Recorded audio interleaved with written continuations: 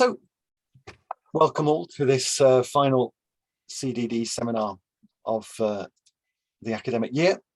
Aarti Krishnan from the University of Manchester will be talking to us about agtech in Kenya and exploring deep gender digital divides. So over to you, Aarti. Thank you so much, Richard. So just to give some perspective on this, so it's the aim is to submit it to an economics journal, like the American Journal of Agricultural Economics.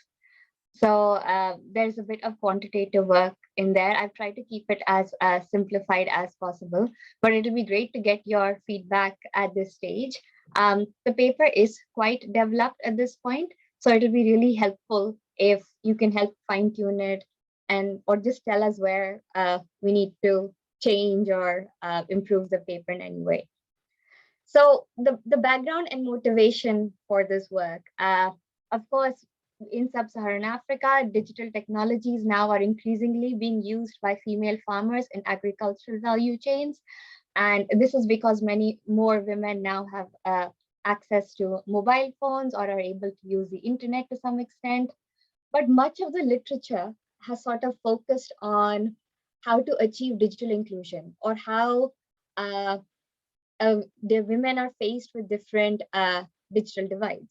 And these digital divides are normally sort of understood in terms of access, especially like access to mobile phones, for instance, and the way they use different kinds of, they use the internet, for example, and the levels of internet penetration. So at this point, a lot of the literature sort of focused on digital divides, and they talk about how these digital divides enable inclusion and so how they enable participation to some extent. But what was really not clear was what happens, is participation just enough?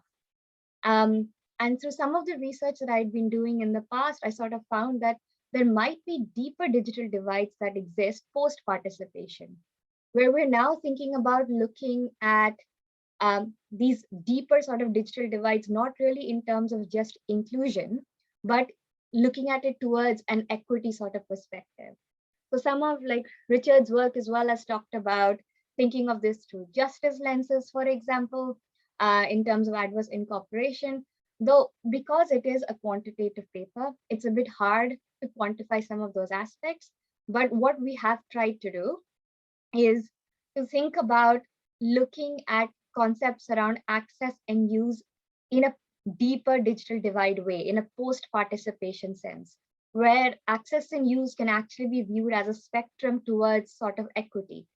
So access in a simplified way is sort of defined as the lack of access to digital services post-participation, or in terms of more specifically defined in terms of the time lags.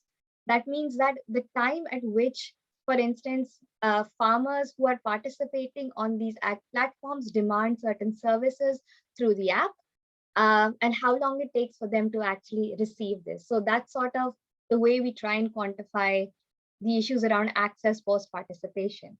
And use is understood as the frequency of use of these digital services, because there is so much evidence across different apps where you can see there are large numbers of farmers who are registered, but none of these farmers actively actually take part in this app. So it's important to sort of understand how these farmers actually, once they are participating on the app, how they're actually using its services. So the study sort of looking at understanding these deep digital divides in terms of access and use post-participation, and whether any gendered sort of divides exist within this concept. Now to sort of add to this, so first is you sort of look at, okay, so there are these, maybe there are gendered effects on these deep digital divides, but how do these deep digital divides affect farmers' resilience? And in our case, we were thinking about large exogenous shocks, such as a COVID shock. So economic resilience here is understood in different ways.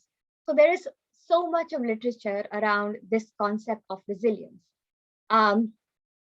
In the environment literature, it takes a very system-based approach where you sort of look at the environment as a system and resilience within that.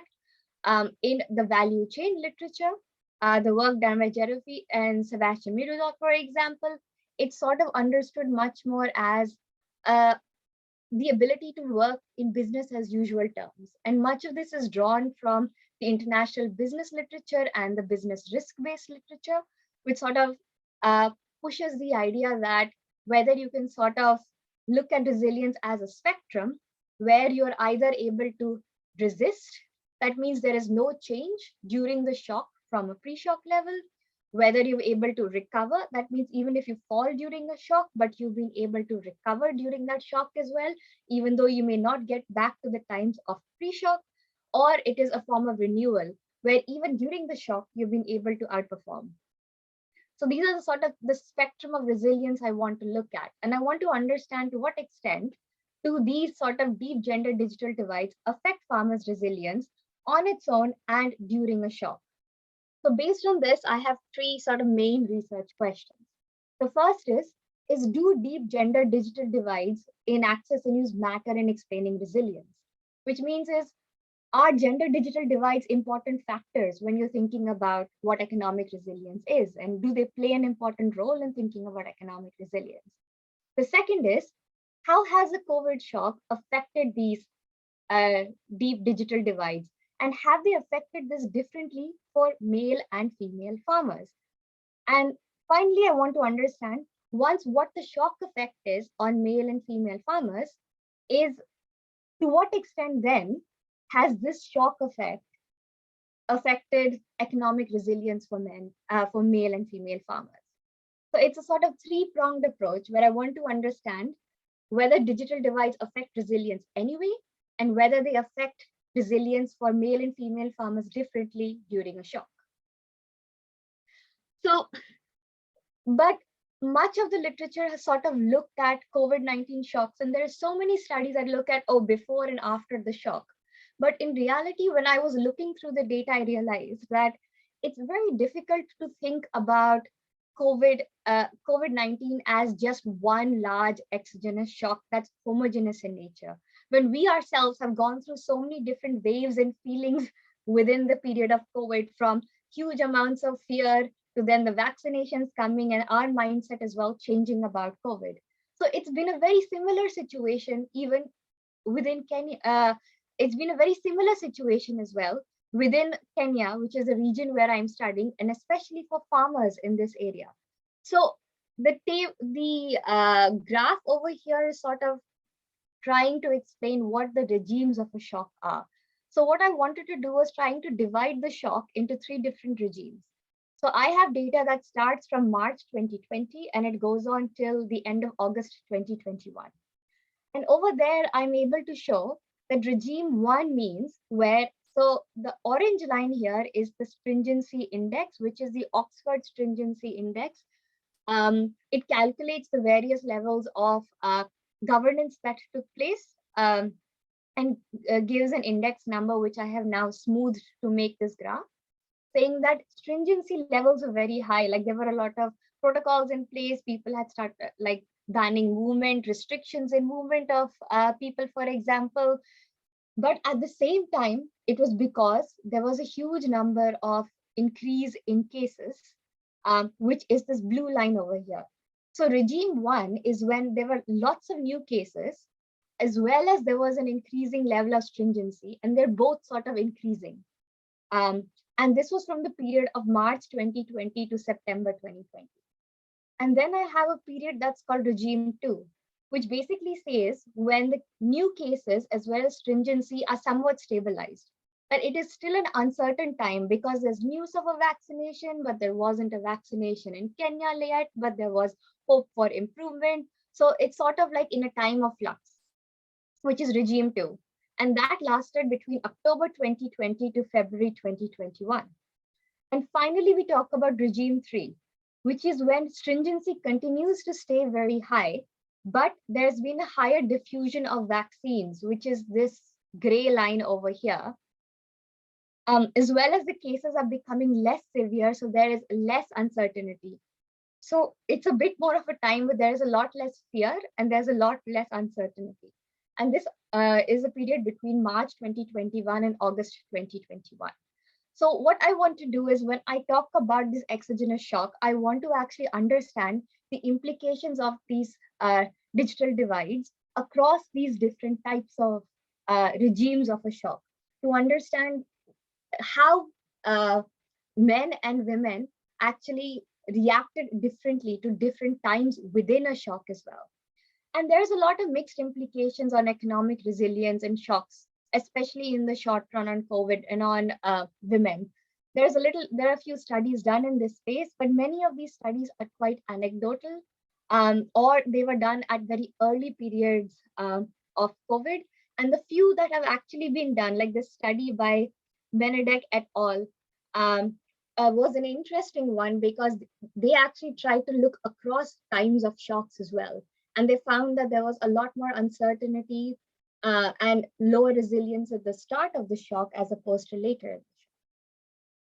So this is a sort of simplified conceptual framework, which is talking about the exact same questions I wanted to look at, as to what extent do these digital divides of access and use affect short-run economic resilience. And I use 3 indicators to understand resilience. I look at changes in crop productivity, changes in product quality, and changes in product diversification. So what this basically means is, for instance, if crop productivity continues to increase even during a shock, that means that there could be some levels of resilience that are being shown in this place. And this resilience could be either in the form of recovery, either in the form of resistance, or either in the form of renewal. Similarly for product quality and similarly for product diversification. So these are 3 commonly used indicators in the agricultural space to depict resilience often, and that's why we've selected these 3 specific indicators. So like I said, research question 1 looks at the gender digital divides and how that affects short-run economic resilience, not considering COVID. And then research question 2 says, okay, so now let's start considering COVID and look at how these sort of gender digital divides are affected by these different regimes of shock. And question 3 then looks at how does this deep gender digital divides during a shock affect economic resilience. So the empirical context is I picked Kenya, and needless to say to the group of you who have probably done so much research in the space that agriculture is very important to Kenya, and there are a large number of smallholder women farmers in Kenya as well. And Kenya is also relatively more advanced in terms of the uptake and the use of certain types of digital technologies and ICT related infrastructure as compared to most of sub-Saharan Africa. So for example, here is specific data on the ICT level of infrastructure, and as well as the increased use of mobile accounts, or have payment solutions using mobile phones, mobile money. And you can see Kenya by far has like higher levels of ICT infrastructure compared to the rest of the East African community, and higher payment solutions. So it's a good idea to try and understand the implications in this country. Now, in terms of data collection, so the data that I used was transaction level data that was collected from an app. It is called, the app is called eGranary. They're run by a very large cooperative. So it is a very interesting business model because the cooperative runs the app, and therefore the cooperative also take a lot of guarantee for the products that are being sold. They provide different kind of services. They provide real-time market and product information related to weather and prices. They provide e-extension support. They provide finance as well as insurance options. And they also provide bundles of different inputs that farmers can receive. The app started in about 2018. It has about 350,000 registered farmers currently across 24 different counties in Kenya. And they sort of focus on cereals and beans and soybeans as the main sort of crops. They work primarily on SMS, IVR, and USSD, but now they also have expanded to Android systems. So basically what we did was we collected data from the app. So which means that every single transaction, so every time a farmer requested an SMS or an IVR or asked for something through USSD, that was recorded.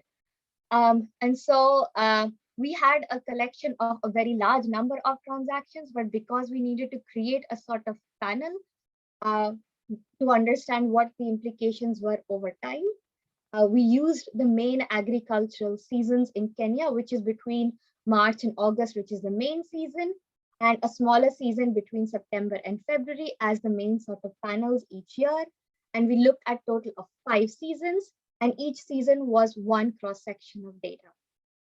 And this was March to August, that lasted from March 2019 up to August 2021. There are a total of about 16,327 transactions that took place during this entire time. There are about over 6,000 men on this platform and about 3,500 women on the platform. So this is, of course, it's very difficult because much of the data in relation to, say, crop productivity or product quality and so on is also self-reported by many farmers. So in order to do that, we try to ground truth a lot of our data through a longer sampling process. And we did a bunch of interviews with men and women farmers, with the government, with the platform themselves, and certain civil society members who are helping support this platform in order to get a better understanding and sort of validate our data a little bit more. Now, sort of coming to the main resilience variables. So how we calculated crop yield. So crop yield is as expected, just the yield of the crop in kg per acres. But what we did is, because there are so many different types of crops involved, in order to create a comparative estimate, we have to sort of normalize these crop yields between 0 to 1. And that's what we did. I'm happy to talk about all these specific processes later, but this is a very conventionally used process in order to compare across different crops. For product quality, what we were able to do was the agricultural platform themselves, which means the app, they normally, when they grade the produce themselves as they are a cooperative and take a guarantee for the produce as they buy the produce to further sell on. And therefore, they grade produce as grade 1, which is the best quality without any imperfections, and then grade 2, which is sort of less perfect, and then grade 3 and grade 4 onwards. So in order to make sure, so what we did was we considered the proportion of produce of each farmer that was grade 1 or grade 2 as product quality, and we disregarded the rest in order to understand whether product quality was better or not. And third is product diversification, which basically means whether farmers diversified into different number of crops across the different seasons. So for example, this is just an unweighted sort of product count measure. So we sort of counted the number of crops farmers had every season to see if it increased or decreased. And now how we sort of explain the deep digital divide variables. So the first is the access variable, like I tried to explain, is sort of the time lag of when the service was requested or demanded by the farmer and when it was delivered to them by the platform or by the app. And so if there were any sort of delays or from the average normal time in gaining these sort of services was considered sort of the time lag. And these services can sort of, there's a lot of literature to show that it affects crop productivity, delays affect crop productivity, and they affect other product quality and so on as well. The second digital divide variable we looked at was the use variables, which is basically showing a share of transactions, so of digital services in specific crops that remain the same from the previous season to the next season. And the reason we did this was because this is a measure of what's called transaction stability. It's quite commonly used in the economics and business literature, which talks about higher transaction stability means you're using products at least in a more stable or frequent way, which means you're showing some level of loyalty to the app, or you're showing some level of ability to continue to use the app or the willingness to continue to use something. which was one of the main problems, like I pointed out, where you register and you don't actually use, you're not engaging. So we want to understand whether there is continuous engagement. And now the first sort of question we want to look at, and these are basic average values. So we want to look at, do gender digital divides in access and use matter in explaining resilience? So first we want to understand, do these digital divides in access and use differ for men and women? And here clearly you can see that in terms of log access for women, so log access is defined in terms of weeks of delay. So that means that, and this is a logged value. So basically it means that women were able to get their produce or whatever they demanded it took them much longer to get their demands as compared to men, almost by 0.2 of a time. So that means on an average, if you would convert it back to a normal figure, it's about a 3-week delay. So the men would get it 3 weeks earlier than women would get it in general. In terms of log use, which means transaction stability, here you can see that in general, men make a lot more transactions in a more stable way, and women have a lower level of transaction stability. This is very interesting. That means for the same level, that means even though they're both participating in the same app, in the same agricultural value chain, women have lower transaction stability and higher and lack of access and less access as compared to men. But in terms of like the 3 indicators for yields, women seem to have a slightly higher level of yield, and they also have higher product quality compared to men, but they have lower levels of product diversification, which means men diversify more than women. Aarti, could I just yes. ask for a clarification? Maybe you're about to do that. Oh, sorry. But, I just wonder if you could give a couple of examples. I'm not quite clear yet what actually the platform or the app does. So could you maybe give an example of a service that was demanded by women farmers and that then took some time to deliver, or what exactly they're using the app or the platform for? Okay, so maybe I can. So this is sort of the diagram here. So I can say, so the way the app works is women, for example, demand various kind of inputs, for example. So they could ask for, oh, I want this. The app will provide a bundle of inputs. So you can get this kind of fertilizer, these kind of chemicals, these kind of seeds, if you want, and so on. And we can give you a package with this along with insurance. And so these are all the sort of availabilities on the app, and farmers can actually choose what they'd like from the app on this. So these are the sort of main things that they would demand. For instance, so the most common things that would be demanded would be certain types of fertilizers, for example, or certain types of pesticides or certain types of agricultural chemicals.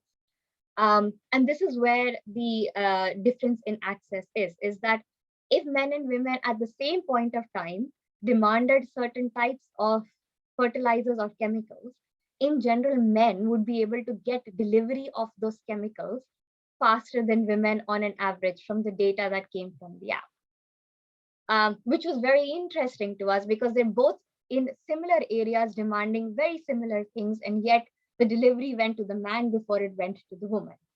And in terms of use, we're basically asking about the different kinds of services as well. So which is looking at, are you asking for a lot of good agricultural practice information, for example? Are you asking for information in relation to what you do if there is a disease, or if in your plant, or there are pest attacks in specific ways? Are you asking for weather-related information, price-related information? So how are you using all the different facilities or the services that the app is actually providing to you? So that's sort of the way we understand use. Does that help, Richard? Yeah, that's great. And just to understand again, the thing about demand, when you say that, say, women farmers are asking for an input like fertilizers, and then it's the delay to the delivery of that input, or the delay to the addition of that functionality onto the app or the platform? Oh, no, so the demand is through the app. So women and male farmers demand all these services through the app. and the delay occurs in when the physical commodities that they have asked for are delivered to them. And sorry, who are they demanding it of? They're demanding it off the app. Yeah, but sorry, but there has to be a kind of, I mean, the app can't make fertilizer and so on. So are No, there suppliers are also yeah. on the So, suppliers are on the app as well, yeah. and then suppliers will respond to the farmers' requests? No, so they demand, so the app provides different bundles. So the app then sources it directly from suppliers. So the app suggests a list of different types of products and chemicals that they can use, which come from different suppliers. And depending on what has been asked for, the app then sources this from the supplier at the specific prices mentioned on the app, and then also takes a guarantee to deliver these services, deliver these products to the farmers. That's great. Thanks. Yes, sorry, I should have made that clear. So because this is a cooperative based model, it was an interesting model because it's sort of like a very vertically integrated platform where the app itself and the SME that runs the app, the cooperative that runs the app, takes a lot of guarantees and owners both for supplying different services to farmers as well as selling the product on.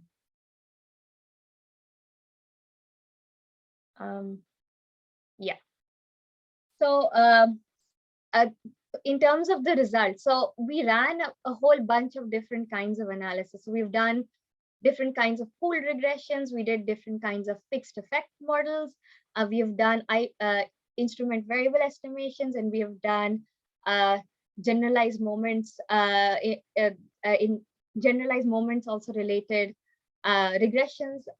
So I'm only displaying the most sort of robust results. But you don't necessarily need to look at all these in huge detail. I'd rather just explain the intuition to you, which is here where my first research question, where I was saying that do these gender digital divides affect resilience? And this is not accounting for a shock. So in general, if you look at sort of the first level of here that says access, it basically says in general, every time there are issues related to access, that means that the later the product gets to you, it's obviously going to have a negative effect on yield, which is understandable. But there seems to be no effect in relation to product quality, not a significant effect anyway. And there seems to be a negative effect in relation to product diversification. And this is something that you'd assume that obviously if something gets delivered late, it's going to have effects on the outcome variables. But what was really interesting was looking at this concept of use, where we were thinking, oh, more stable the transactions, most likely then you should actually have better yields, for example. But funnily enough here, it seemed like even if you have stable transactions, it didn't seem to have, it actually has a negative effect on yields. That means even if you don't have stable transactions, it clearly means you can still improve your yields, which was quite interesting in general. And there wasn't any sort of significant effect for the other two. But here's sort of the interesting variable, where now what we did was we sort of interacted the variable of gender, which means women and access, which said that if women have, to what extent do women who have access issues, how does that affect yield? How does that affect product quality? Or how does that affect product diversification? And in general, we find a positive effect, which basically means that even though women have worse issues of access, which means they actually have greater time lags, somehow, even though they have this implication, they're able to have a sort of more positive effect on yield compared to men, which was very interesting. They also seem to have a positive effect on product quality, but a negative effect on product diversification. And in terms of gender, women and in their levels of transaction stability, it seems like it's not a significant effect, but women who have more stable interactions don't necessarily have higher yield, and especially compared to men. But it seems to be a positive relationship in terms of product quality, which means that the more stable the interactions, especially for women, the more likely they have better product quality compared to men.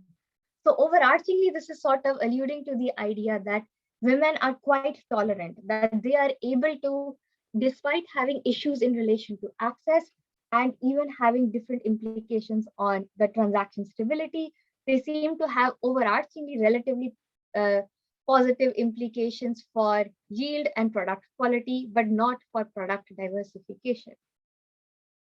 And there were a few interviews that we did that sort of supported some of these ideas as well to some extent. But many women acknowledged the lack of access. But they seem to say, and this was a difficult question for us because it made us think like, why? Why when you're both are asking the app to deliver similar kinds of products, do women get it later than men? And it seems to be like there's nothing we can say.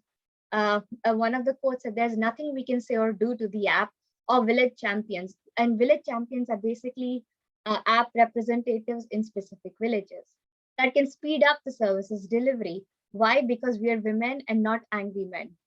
And I thought that was quite a funny, that was quite a funny quote. And there was one in relation to product quality that says the quality getting grade 1 is very important to us. It can fetch me a premium, feed my family, take care of my children's school fees. So we would rather have better quality, even with less product quantity. And this came from one of the women's group in the region of Nyeri, which then makes sense because over here we basically see that they actually seem to concentrate products rather than diversify them. And that's why there's a negative effect here while there seems to be a more positive effect on product quality, which means that they'd rather focus more on quality. And then we sort of say, oh, now what is the shock effect here? Now, if I were to consider some of these aspects in relation to the shock and see how men and these access and use in these deep gender digital divide contexts affect men and women. So the first is looking at the different regimes of the shock, like I was telling you. So regime 0, the first is the pre-shock level, right? And then everything is sort of compared to this sort of pre-shock level. Regime 1 was, like I said, like the period where there was uncertainty. Regime 2 is when there was some level of stringency, but people were getting used to the idea of a shock. And regime 3 was when the vaccination had come in and there was sort of less uncertainty, even though there was mixed levels of stringency. So in general, the sort of light green lines, the light green bars here are for women and the dark green is for men. In terms of access during the regimes of a shock, you can see in general, women had less access compared to men.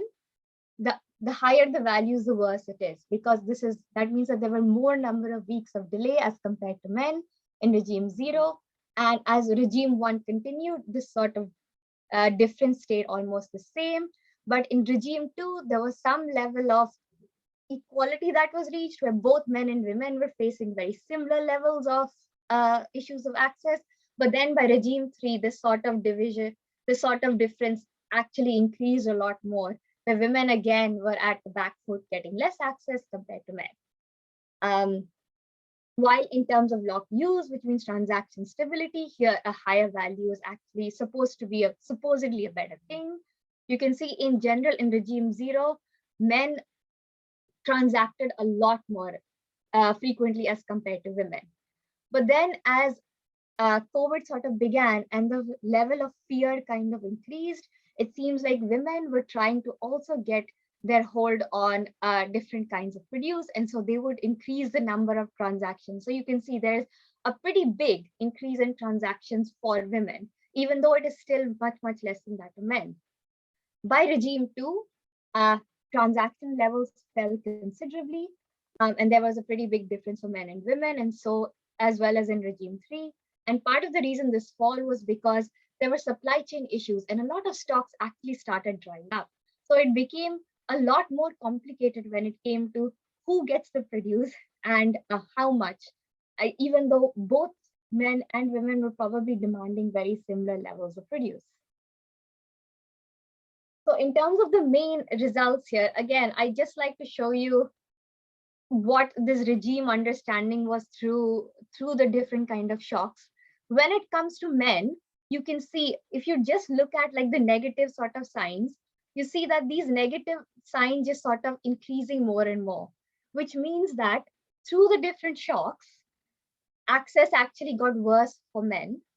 But then if you move around to the next table and you look here at the access in relation to women, you can see that not only did it get more and more negative, but in general, the values, by the time it reached regime shock 3, for women was far worse than men.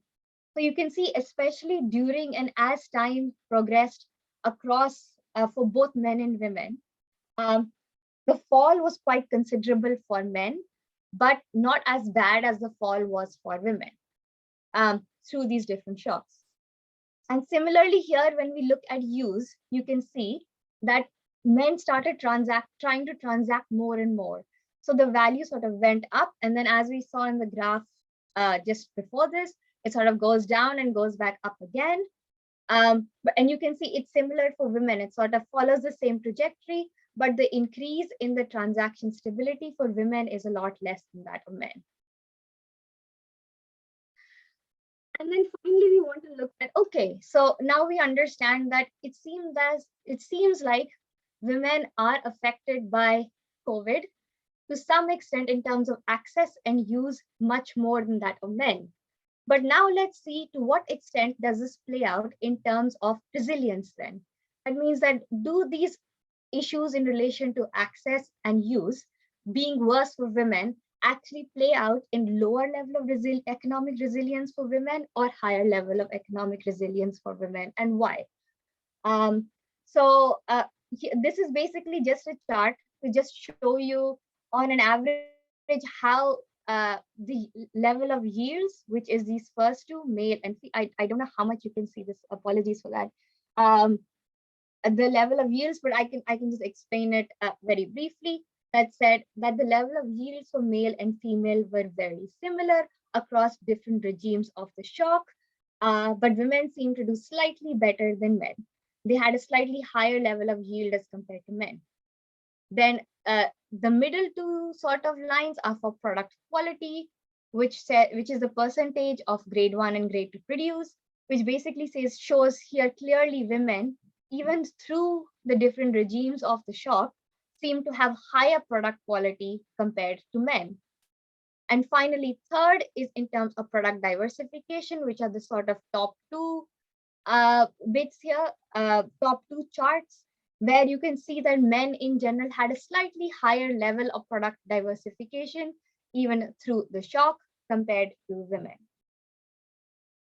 So just like very basically here was then trying to say, okay, so let's look at the same thing and sort of play it out in numbers and see through the different regimes of the shock, how did women actually perform?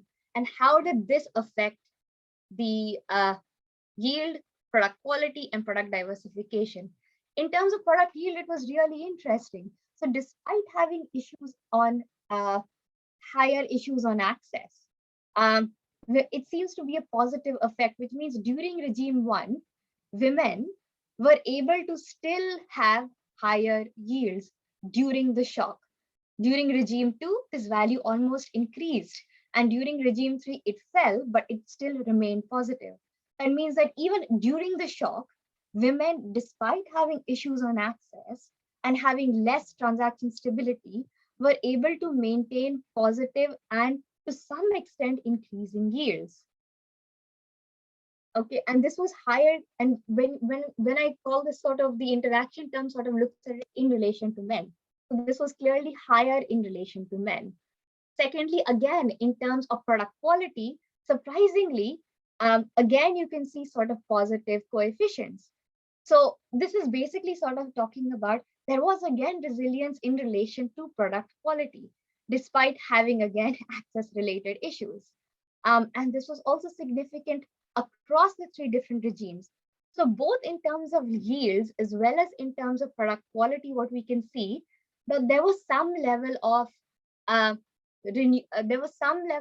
like recovery that took place. That means that it sort of increased. It's not as bad as pre-shock levels. It's gone up from pre-shock levels, but it's also sort of wavered up and down. And you can see the same sort of structure over here. And finally, in terms of product diversification, here the values actually tend to be negative and falling, especially compared to men across the three regimes. That means actually what happened to women, which was very similar to the point when before, when we did not take COVID into account as well, is that women had more product concentration or less product diversification. And you can see a very similar story playing out here, is that even through the shock, actually what happened is product diversification just got far worse because it started becoming negative. So women started giving up different crops even more than they were doing before in order to concentrate on some and perhaps to some extent move this into product quality.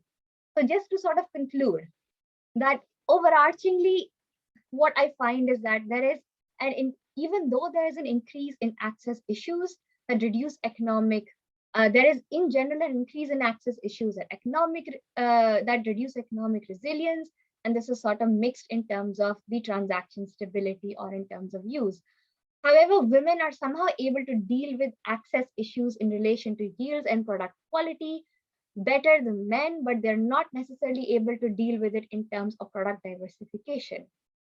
Okay, as the values are while in terms of use, the values are significant and positive in relation to product quality and not necessarily in relation to the other two.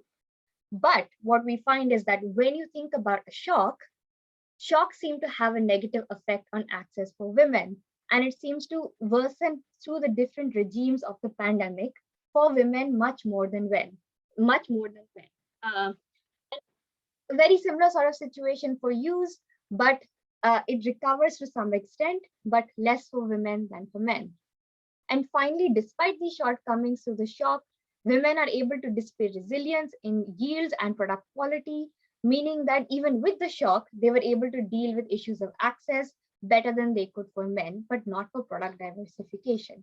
So overarchingly, what does this mean?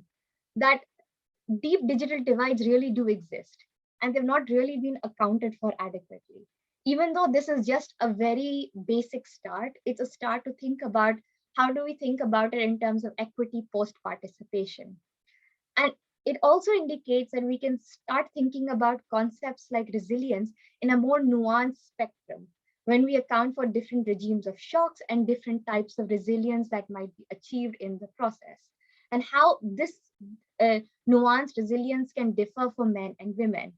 And this also sort of helps us understand sort of trade-offs between yields, product diversification, and product quality. But there are still like a lot of shortcomings to thinking about this literature in this way at all, because there's a need to actually be much more critical and think about digital divides through much more of a justice lens. And I think that's a really important space to be in. And the next steps, perhaps for me, would be to delve much more into some of the qualitative aspects of this analysis to try and understand some of these aspects a lot better than we currently are able to show. So thank you for your time. That's super. Thanks very much indeed, Aarti. Very interesting presentation and a super data set as well that you've got. Thank you.